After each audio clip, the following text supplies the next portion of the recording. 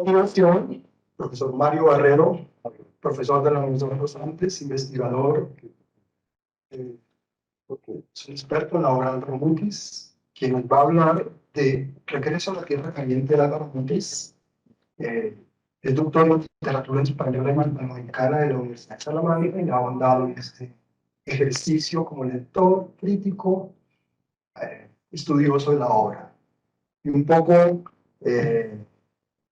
suscita todo el interés en tanto lleva a ese imaginario que hemos construido desde la región, ¿no? Sobre Mutis, y que de alguna manera también queremos como ahondar. Profesor Mario, muchas gracias.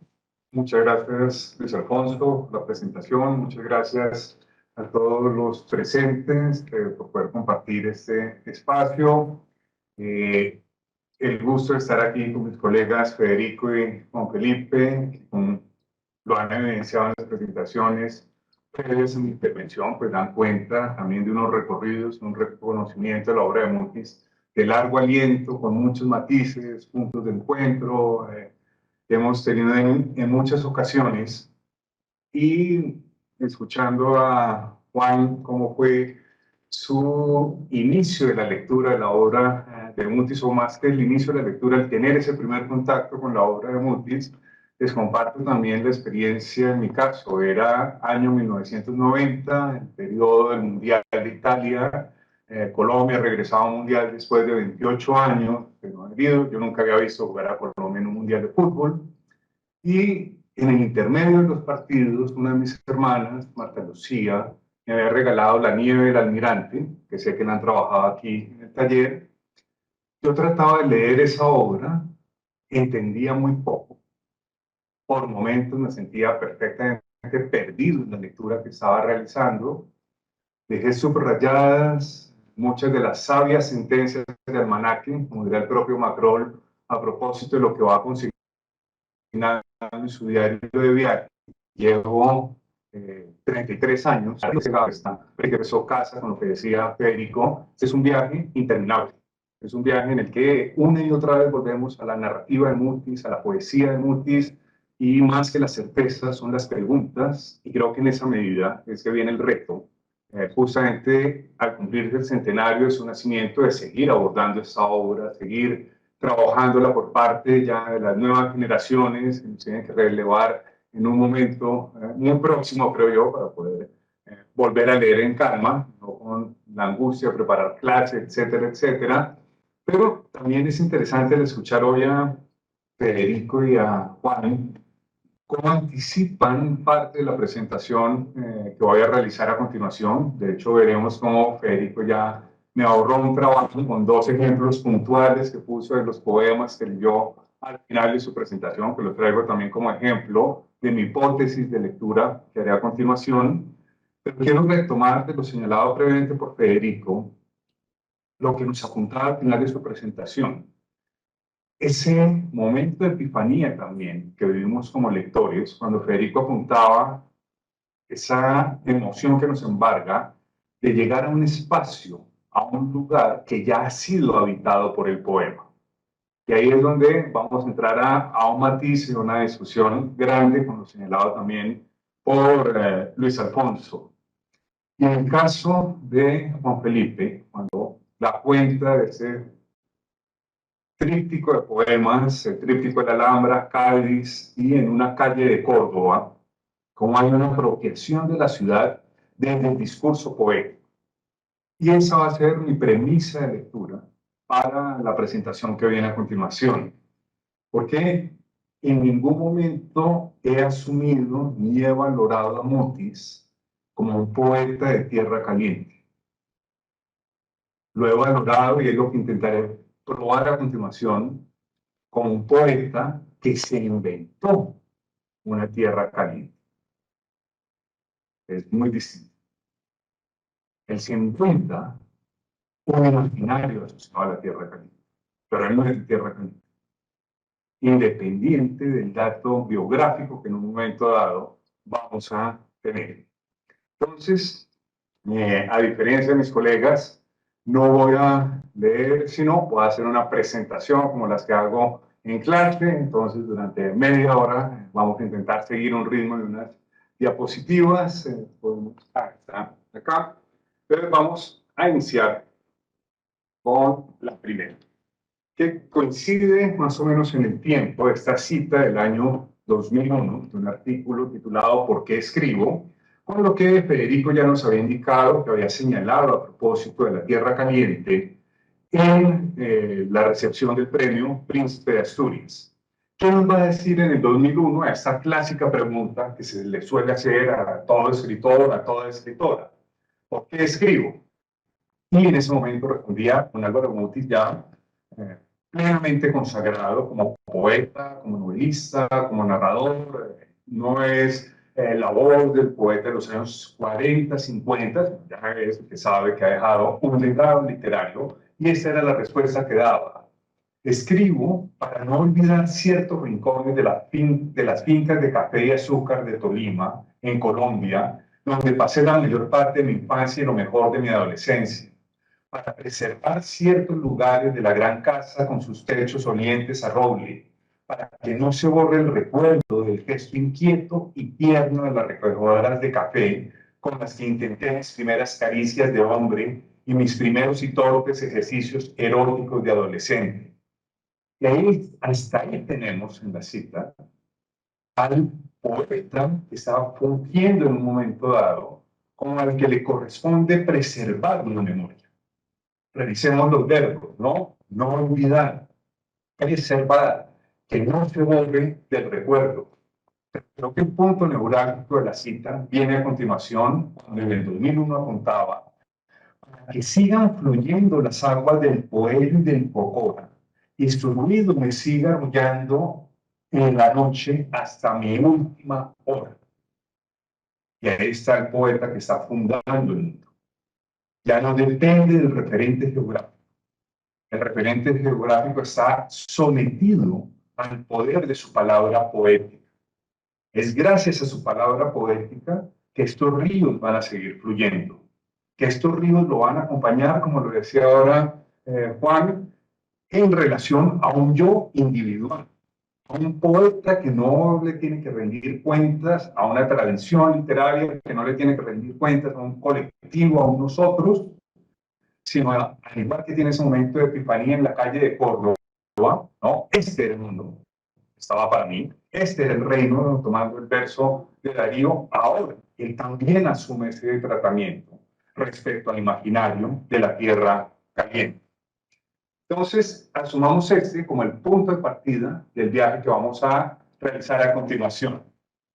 Miremos también, 20 años atrás de esa cita que acabo de leer, cuál era justamente la posición de Mutis frente al manejo que se le había dado en la poesía colombiana a el diálogo poesía-naturaleza, poesía-referentes geográficos.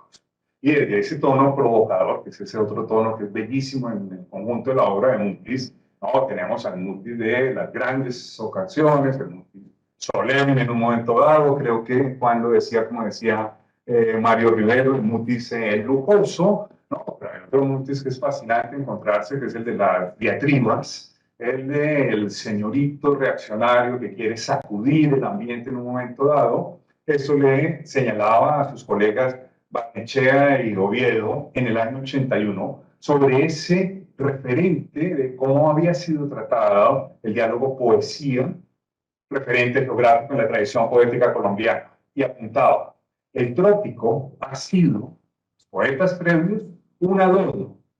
En los modernistas colombianos, por ejemplo, el trópico es intragable, solemne, acartonado, papier maché, piel de colgadura en una casa de putas. ¿No? Está tirando por la borda una tradición de Rivera y compañía. No, está diciendo que eso era pura decoración.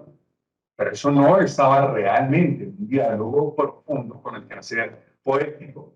Sigue después con la generación de Piedra y Cielo. En algunos poetas posteriores de Piedra y Cielo, como Darío Samper, hay una cosa un poco lorquiana. Asumió el trópico con un ojo un poco lorquiano y entonces ese trópico tiene un poco de gracia, No, tampoco le reconoce a los brasilistas y en particular a Darío Samper que hubiera logrado conjugar el verbo poético con esa relación con el referente geográfico y define en ese momento su relación de otra manera cuando apunta. Mi trópico es muy distinto. Mi trópico es un trópico triste donde acontece la destrucción. Algo que a mí me obsesiona, que está presente mucho en mi vida, es el ser testigo del uso continuo de las cosas y la gente. Entonces, es ver ese reto del testigo, pero que no se limita después en su quehacer poético, en su quehacer narrativo, sea en la narrativa breve o en la narrativa de largo aliento de sus novelas, a cumplir con la función de un notario, sino que va mucho más allá. Tiene el registro, pero ahora lo va a poner al servicio de su utopía poética. Entonces, en esa medida, creo que también nos son interesantes contar en este recorrido con estos dos filtros de lectura. Este primer filtro de lectura lo retomo de un teórico de la literatura comparada español, Claudio Guillén, en un artículo también bellísimo, como lo decía Juan, del artículo de los puertos en la obra de Mutis de nuestro colega Rodríguez Amaya, ¿no? Este artículo El hombre invisible, literatura y paisaje, en el que Guillén apunta lo siguiente: es precisamente la mirada humana la que convierte cierto espacio en paisaje, consiguiendo que por medio del arte una porción de tierra adquiera calidad de signo de cultura, no aceptando lo natural en su estado bruto, sino convirtiéndolo también en cultural. Y ello hasta el punto que se nos hace difícil no considerar muchos paisajes como entornos nuestros, reales o inminentes, aunque no estemos en ellos, o bien simbólicamente como vías de reconocimiento de nuestra situación en el mundo.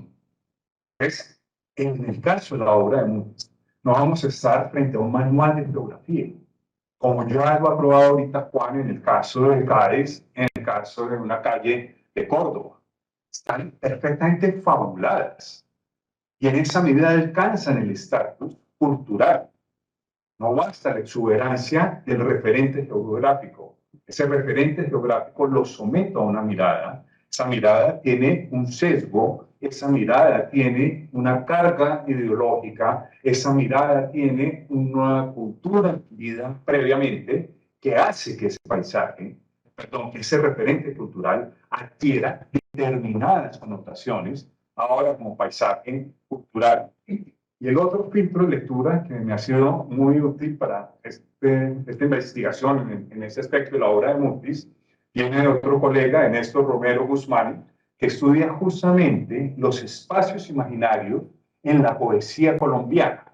Y fijémonos en la fuerza que ya tiene en el título del estudio de Romero Guzmán, la idea de espacios imaginarios, ¿no? Y aquí es donde voy a insistir todo el tiempo. Para mí, lo anticipo, la Tierra Caliente es un espacio imaginario. En ningún momento está cumpliendo con una labor de cartografía. ¿No? Tú usas el término trópico oscuro, sí, que es buenísimo. Entonces, fijémonos la distinción que hace Romero Guzmán en ese sentido, cuando apunta. La categoría de espacio imaginario parte de la idea que todo proceso de imaginación tiene como punto de inicio la realidad convertida en mito personal del poeta, que es lo que acabamos de ver con ese regreso a España en los 80. A esta experiencia directa con una realidad personal y concreta se denomina espacio afectivo. Dicho espacio afectivo, como sustrato de la experiencia, es la que la creación convierte luego en espacio imaginario, es decir, en obra poética. Entonces estamos en ese tránsito entre que todos cargamos unos espacios afectivos asociados a nuestra tradición, al recorrido vital. Pero ¿cuántos tenemos la capacidad de ese espacio afectivo llevarlo ahora a un estado, de un espacio imaginario? Y según la propuesta de Romero Guzmán, eso se logra en el momento en que vamos a concebir una obra de arte, en que ya no estamos siendo el cronista o el topógrafo de una región en particular, sino le estoy dando otro estatus. Pero miremos ese tránsito teniendo en cuenta también esta compleja definición que en el 2001 le dio a Michel Lefort, una de las investigadoras francesas de la obra de Mutis, a propósito de lo que él entendía en un momento dado por tierra caliente. Dice, no es una región, ¿no? Y creo que esto es fundamental tenerlo presente. Es un clima de la zona ecuatorial a 1200, 1500 metros de altitud, ideal para el cultivo del café y de la caña de azúcar. Es la manera como en Colombia, y solo en Colombia, se denomina a ese clima. Creo que hay otra fractura clara. No estamos hablando de una región en particular. Estamos hablando de un imaginario asociado a cierto tipo de temperatura, de una referencia que no está en unas coordenadas espaciales de latitud y longitud, sino de altitud, ¿no? Y aquí podemos hacer un paralelo con una de las características que tendrá justamente Macrol el Gaviero, que es el oficio de Macrol, que era el joven que iba en el palo mayor del barco de vela, ¿no? Oteando el horizonte, con un vínculo siempre complejo con el resto de la tripulación, porque según lo que él observara, tenía que compartir lo observado con el resto de la tripulación, que es un poco la figura decimonónica que recoge Mutis del albatros de Baudelaire, ¿no? Y ahí está el vínculo con la figura del poeta maldito.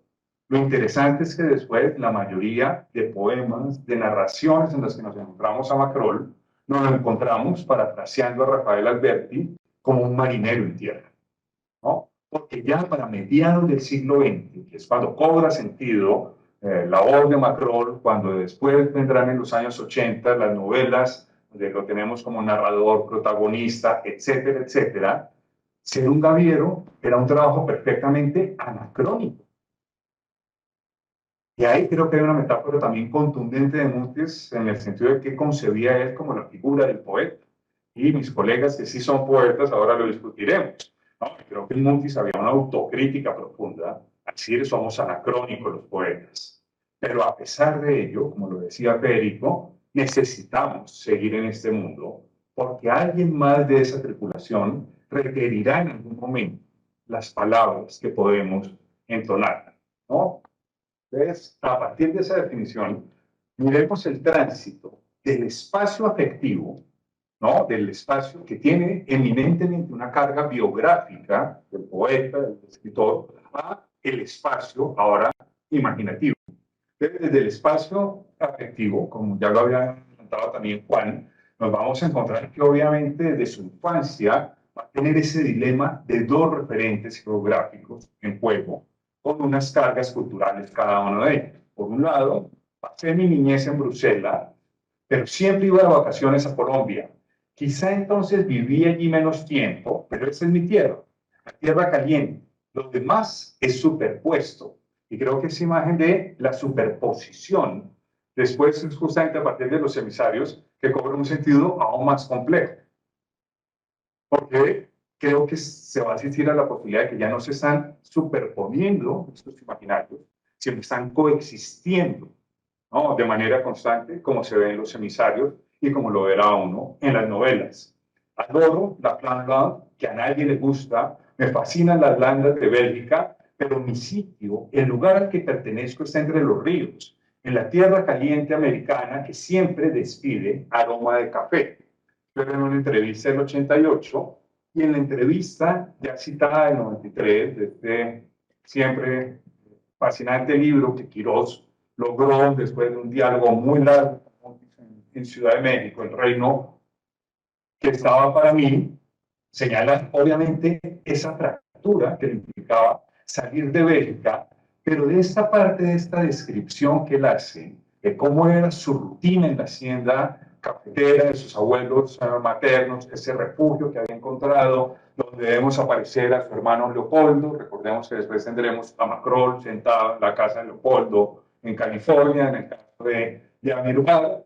Hay una parte que creo que es fundamental porque allí es donde se empieza a ver ese distanciamiento sobre el espacio afectivo, llevarlo al espacio imaginativo, y es cuando él apunta como en ese salir a vivir de una manera intensa esa naturaleza que lo rodeaba, va a apuntar en 2 ocasiones, como siempre esto estaba mediado por la práctica de la lectura. Esa hacienda no solamente era el espacio para un contacto directo con un clima, con unos referentes geográficos, sino que también en ese espacio fue donde encontró un lugar privilegiado leer. Y leer, ¿qué implica? Es irnos a otra dimensión, ¿no? Salirnos de ese lugar que en un momento dado nos contiene. Cada vez que leemos estamos emprendiendo un viaje a otra dimensión, ¿no? Entonces miremos cómo al final de la cita, después de todos los regaños que le hace la madre, dice, cuando regresábamos, un buen plato montañero, y a seguir leyendo bajando por la luz de una de esas lámparas Coleman que tanto aparecen en mis novelas, ¿no? Entonces, ahí va a ser también interesante cómo Macrol, a su vez, dentro del desarrollo de narrativa ya asociada a Macrol, vive lo mismo que va a vivir Mutis, que es el tránsito de espacios afectivos a espacios imaginativos, ¿no? Y eso es una distinción clave para poder ver la cantidad de coordenadas que en un momento dado se van a cruzar en la obra de Mutis, ¿no? Y cómo en lugar de restringirnos el mapa a una sola dimensión, a un solo aspecto, el mapa cada vez tiene más capas. El mapa tiene cada vez la posibilidad de ser alterado una y otra vez, ¿no? Lo cual pues también implica una metáfora profunda de su quehacer poético, ¿no? Que es la pregunta de, finalmente, ¿qué es el poema? ¿No? En un momento dado nos dirá, es un trabajo perdido. Siempre nos vamos a quedar cortos para decir lo absoluto, pero lo absoluto estará condenado a solamente ser recreado por esa palabra fallida, que es la teoría de Friedrich, el doble fracaso de la poesía moderna, ¿no? Y creo que en esa medida la obra de Mutis también está asignada por eso en este tratamiento que hace lo que llamamos la tierra caliente. Entonces, siguiendo en ese tránsito, esto es algo que también Juan en un artículo sobre la relación de Mutis, que hoy Federico también lo planteaba con la tradición poética colombiana, Federico hoy también mencionó. Fijémonos cómo en esta entrevista del 91 apunta sobre ese descubrimiento de la tierra caliente en términos del espacio afectivo, el descubrimiento de la tierra caliente, de los ríos, de los árboles inmensos, de los cafetales, de la experiencia sexual, que en tierra caliente es muy intensa, la vida con sus cosechadoras de café, en fin, ese mundo que es de mujeres y que ya describió muy hermosamente Saint John Perse en los elogios, en que la mujer es un gran poder, siempre está presente. Está tu madre, las sirvientas, las recolectoras, las mujeres que llevan la comida, los lavadores de oro en los ríos. Es un mundo muy femenino. Esa referencia en la mitad de la cita Peirce es lo que ya le permite tomar distancia frente al espacio afectivo. Peirce le está modificando la lectura de Peirce, le está modificando por completo ese espacio afectivo. Le está planteando, mire, es que esto no es único. Otros han vivido esta experiencia. Recordemos a John Peirce, el poeta nacido en Guadalupe, de origen francés, que va a recrear un Caribe no desde la perspectiva ni el afrodescendiente, ni la población nativa de las islas del Caribe, sino abiertamente desde la mirada del hijo de los colonos, ¿no? Del que va a leer ese referente caribeño desde esa perspectiva, ¿no? Y ahí está esa clave que ya nos está llevando justamente al espacio imaginario. Finalmente, ¿cuál va a ser ese espacio imaginario? Los poemas, los relatos y las novelas, que obviamente en muchas ocasiones como críticos corremos el riesgo de quererlos leer en una clave de espacios afectivos y no verles la autonomía discursiva que tienen, que en un momento dado un reto, creo que será trabajo de laboratorio fuerte y salvaje, coger a unos muchachos que no hayan leído ni conozcan absolutamente nada de Mutis y someterlos a leer exclusivamente su poesía, sus relatos y sus novelas, sin ninguna referencia al Mutis histórico, al Mutis de carne y hueso, ¿no? Y creo que ahí habría también una prueba para la obra que sería muy interesante, y es si a las nuevas generaciones, más allá de lo que representó Mutis como figura histórica, la obra les sigue hablando. La obra les sigue transmitiendo algo que los emocione, que los cuestione, que los haga dudar de qué es lo que están leyendo finalmente, si ese personaje, como es que en un momento va a haber una voz poética y después se vuelve en un personaje narrativo, cuántas versiones tenemos de la muerte, cuántas versiones tenemos de la herida que tiene en un momento dado en una de sus piernas y que nunca logra sanar por completo. Entonces, ¿cómo va a aparecer ya en ese espacio imaginario la tierra caliente? Entonces, aquí es donde digo que ya Federico pues, se adelantó. Obviamente, es fascinante ver cómo en el que hoy en día asumimos uno de los primeros poemas de Mutis, si no el primero, todas las antologías aparecen en el primer lugar, La Creciente, pues del año 45 al 47, ya estamos en el corazón de la Tierra Caliente, como espacio no afectivo, sino imaginario.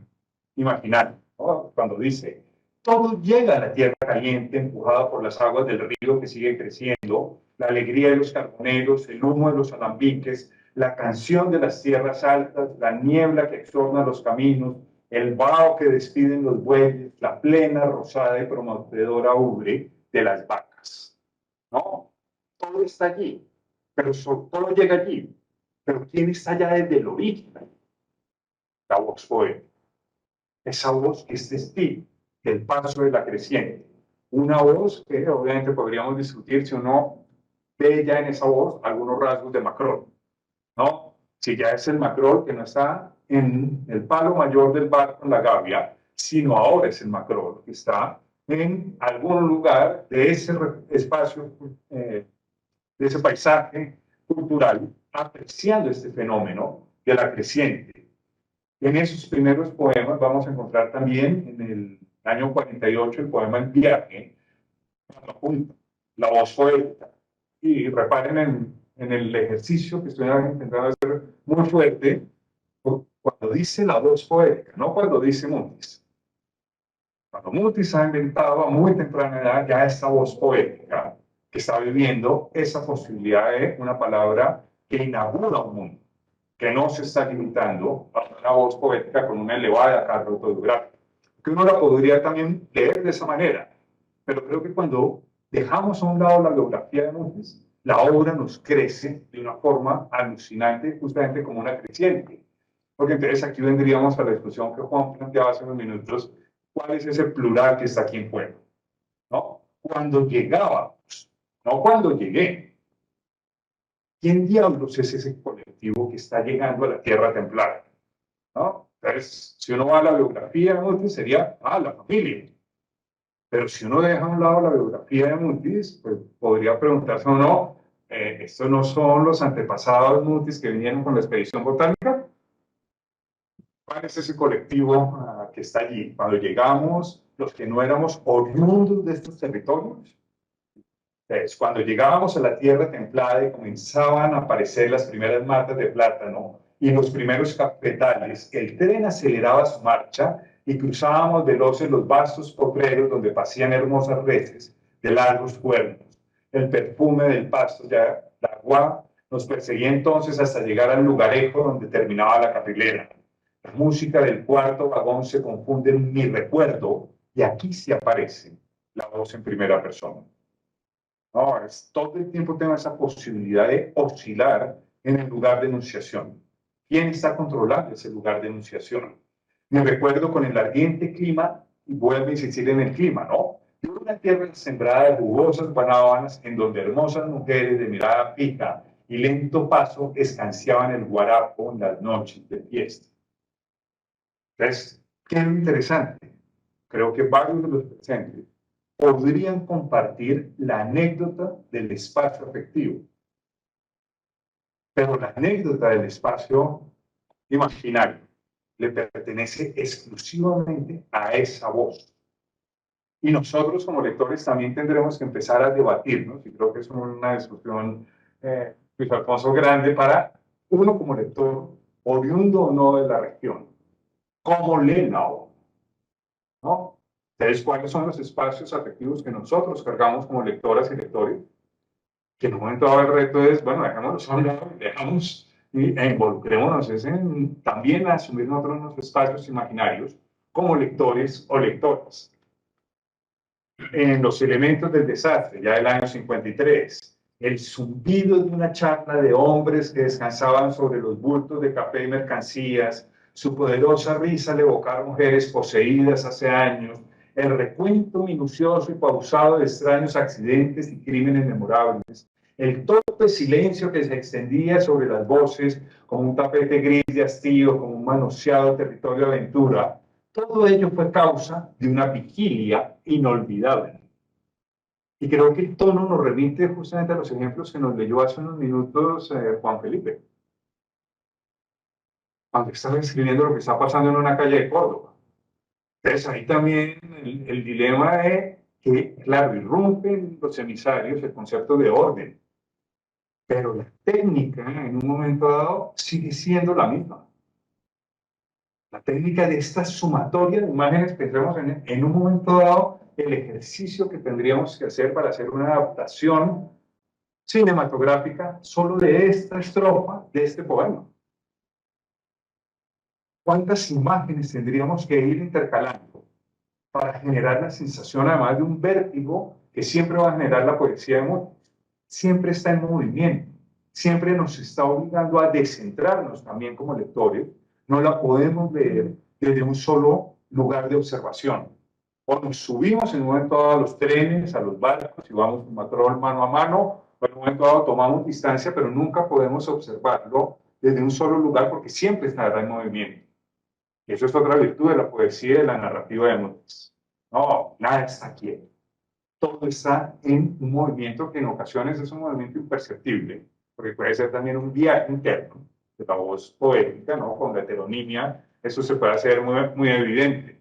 Aquí llegamos pues al Nocturno, que ya Federico nos compartió del año 65, sin lugar a dudas, uno de los poemas que siempre citaremos, que siempre creo que es una invitación fascinante a llegar a la obra de Mutis. Y hasta este punto, que es otra de las hipótesis que planteo en mi investigación, es que estamos realmente en el corazón de la Tierra Caliente. Y ahí estoy jugando con el título de la novela de Conrad, En el corazón de las tinieblas, ¿no? Y estoy jugando con ese título también de Conrad, porque no olvidemos que en cierta medida La nieve del admirante, ya como novela, es una reescritura de la novela de Conrad.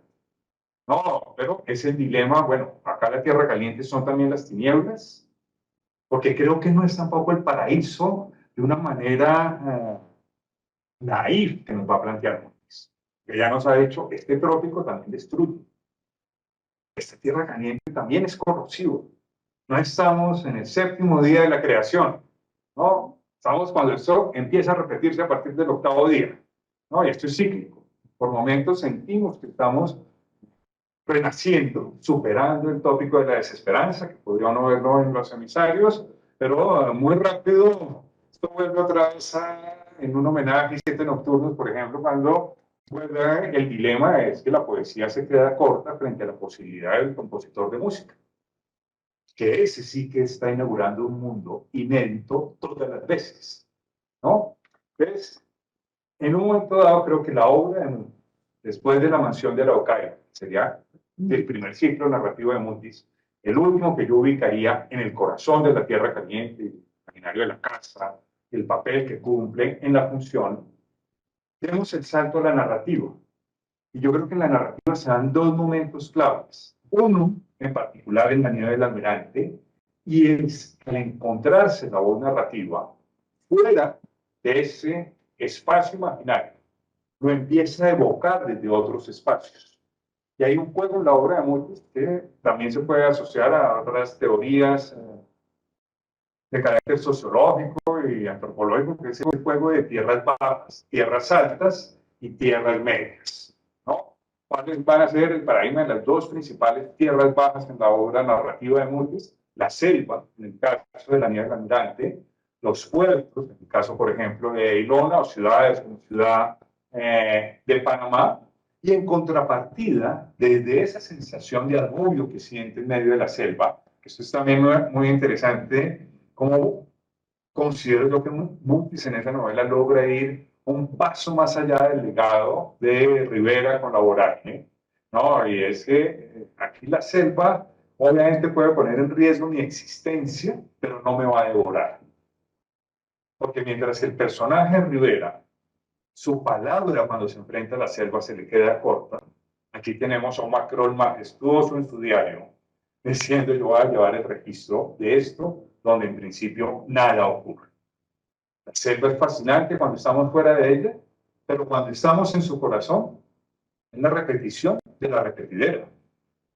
¿No? Y es una descripción de un paisaje bastante, vamos a los términos, casi agresivo por parte de Macron.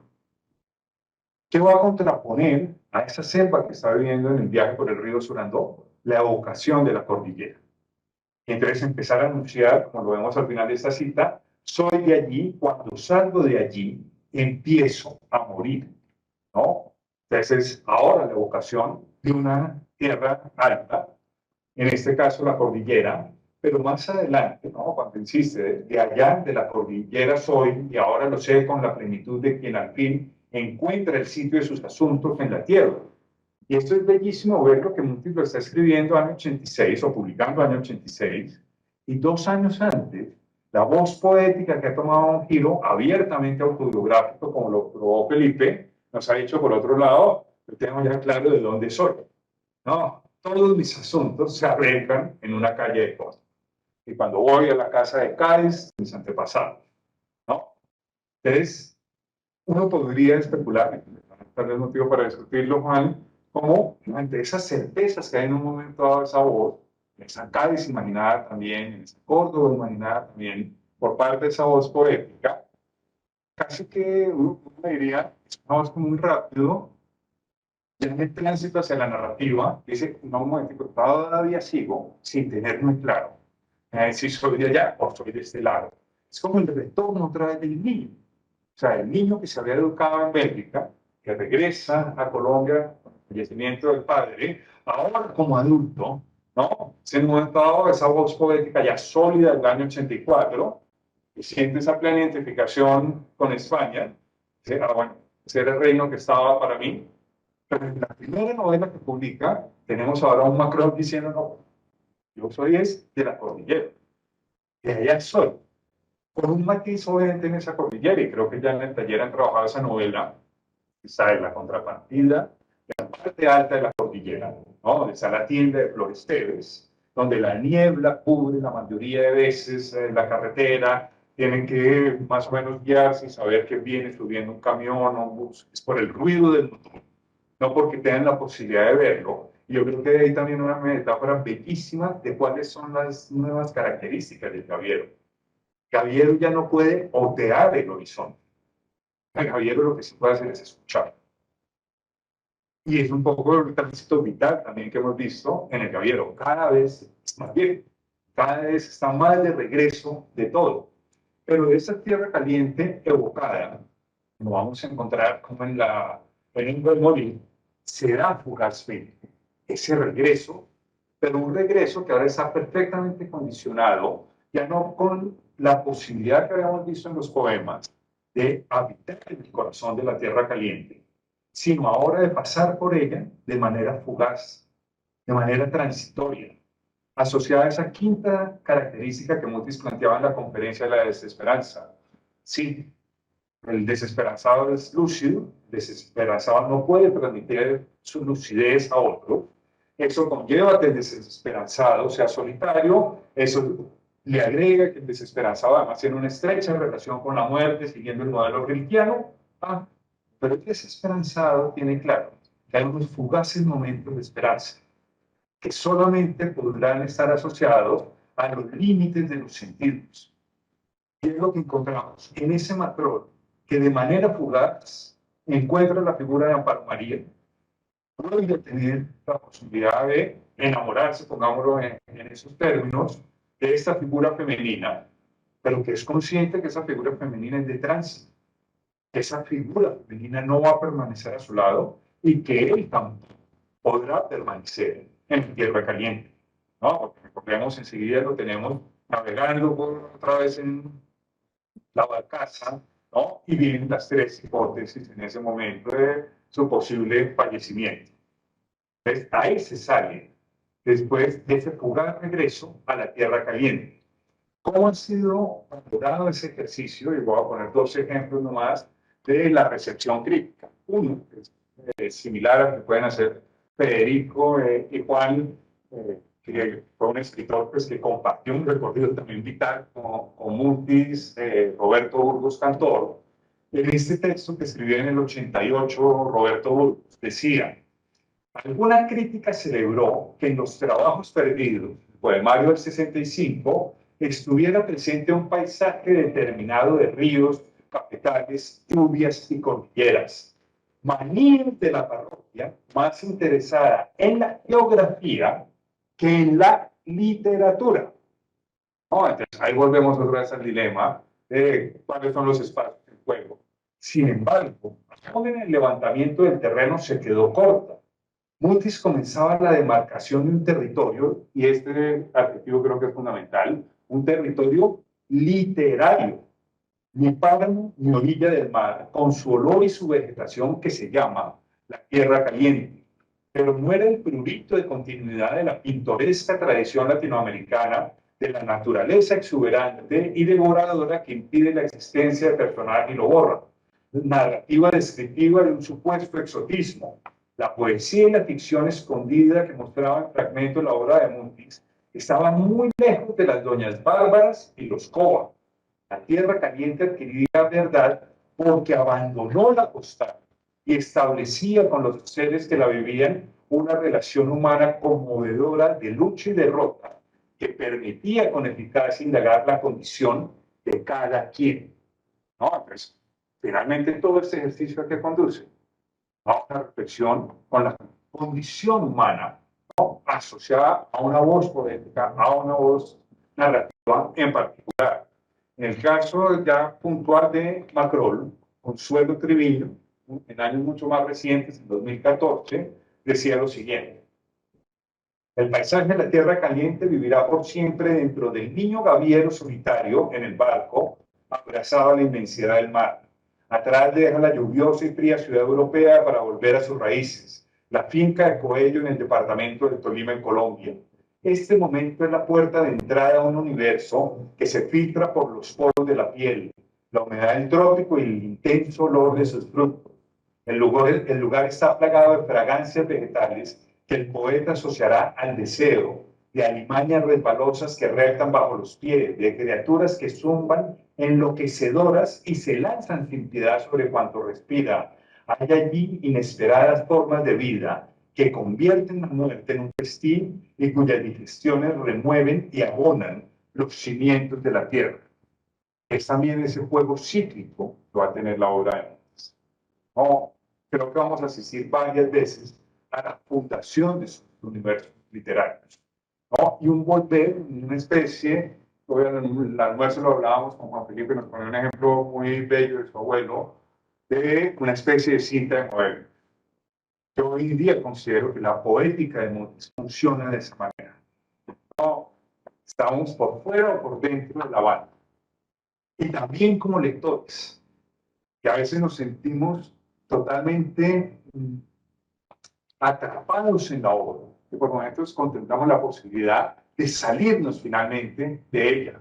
Pues la prueba de mi caso particular es que llevo 33 años intentando eso y sigo ahí, ¿no? Entonces cada vez que digo, logré zafarme de esta cinta, vuelve y me hace sentir que sigo en ese circuito que aparentemente se repite, pero cada repetición implica un nuevo descubrimiento.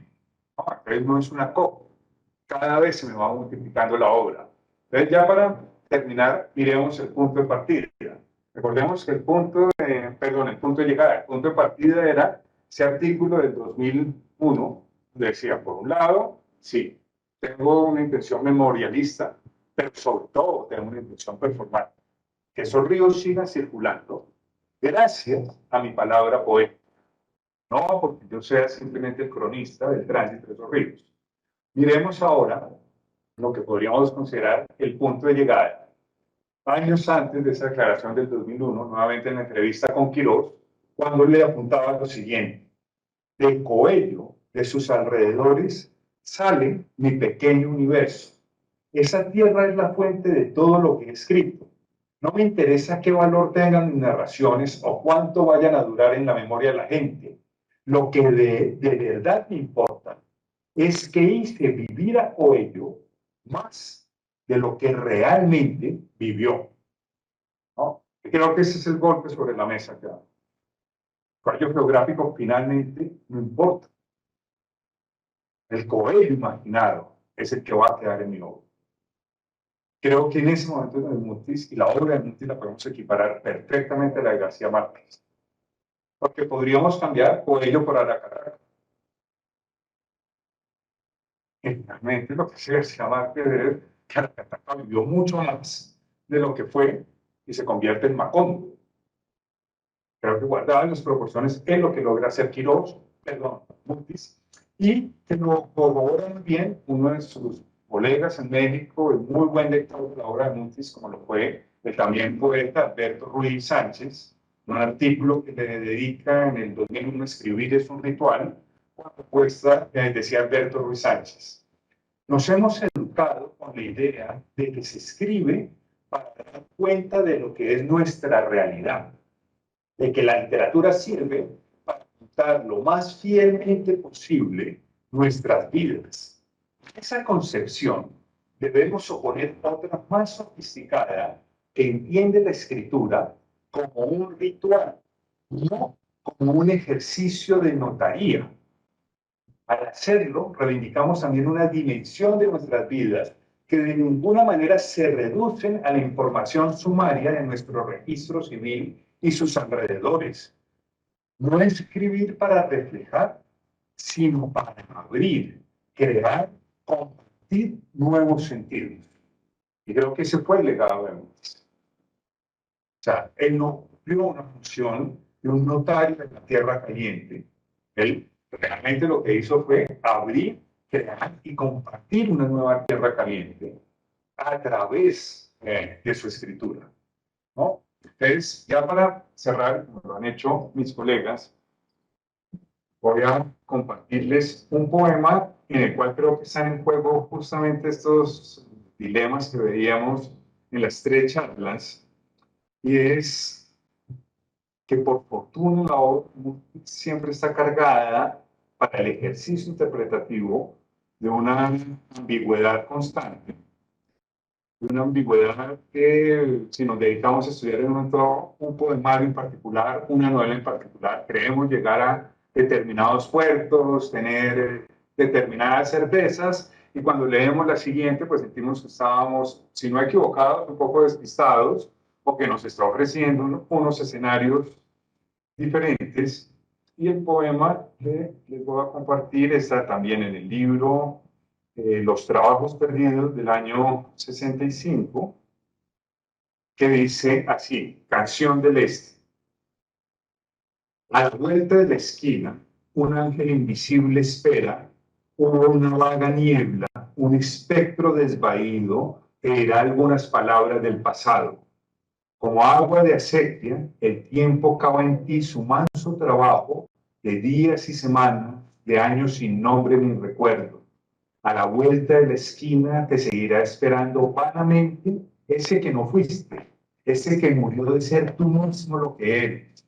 Ni la más leve sospecha, ni la más leve sombra te indica lo que pudiera haber sido ese encuentro. Y sin embargo, allí estaba la clave de tu breve dicha sobre la tierra. Muchas gracias. Bueno, ya con esta maravillosa descripción y aclaración, queda presente un asunto, y es que tenemos que, voy a hablar desde mi lógica del lector de Mutis desde Tolima. Hemos sido lectores del espacio afectivo y hemos perdido de vista al Mutis como lectores imaginarios. ¿Por qué? Porque estamos contaminados por la cercanía. Y ese es un asunto que sería muy interesante meterle en vuelo, y es porque además hay un asunto que es sobre lo que ahora mismo estoy metido, es las voces del mutis narrativo y del mutis poético, y transmutan. No son muy grandes. Aunque cuando uno mira las novelas, su germen está en el poema. pero la voz cambia. Es más, estoy haciendo una comparación y he visto que cuando está en el plano de la escritura prosaica, se mantiene una estructura del verso, pero cambia algo cognitivo. Y estoy haciendo un ejercicio sintáctico con eso. Pero hay un pormenor, y es que la voz, y me parece genial eso de la cinta de modelos, porque si estamos, por ejemplo, en la milpa, cuando llegan de su hermano Leopoldo en ese motel en Los Ángeles, uno empieza a entrar y a salir del relato, y uno ve 3, 4 voces de Mutis que no es lo mismo, y mutan. Y entonces hay un detalle particular. Como lectores, según la novela, que es lo que le estamos metiendo más duro ahora, ¿cómo la leemos? Por ejemplo, en los versos, en los poemas, hay una palabra que para mí ha sido evocativa emocionalmente, que es la palabra sequía. Porque yo crecí en un lugar donde había una sequía, en un patio de una casa de campo. Y eso, digamos que es un entorno para ir más allá a veces del poema, porque me quedo en eso, en la evocación. Y creo que ahora, para quienes estudian, ejercitan su actividad literaria, crítica, cobra mucha relevancia hasta ahora pensando en el concepto de break de distanciamiento. Como un lector empático emocional ya tiene una estructura de lectura de mutis, aplicándolo a este caso.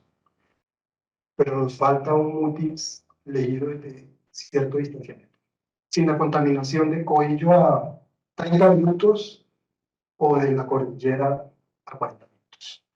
Y esa es la lectura que estamos haciendo en el Tolima. Digámoslo así, no quiero ser un poco drástico con eso, pero además lo estamos contaminando de algo que va más allá de lo estrictamente literario. Es un mundo literario. Y creo que y ya en esto vamos abriendo el espacio, en las 3 charlas de esta tarde hay un hecho común, y es una voz poética literaria que construye un espacio que es un discurso literario, poético, narrativo, como lo quieran llamar, y que de alguna manera trasciende el simple plano del referente geográfico. Es algo que en las lecturas que estamos haciendo en los talleres he querido promover. No quedarnos con un motis, digamos, desde una lectura chauvinista de la región, que es algo que debemos expandir y debemos ampliar.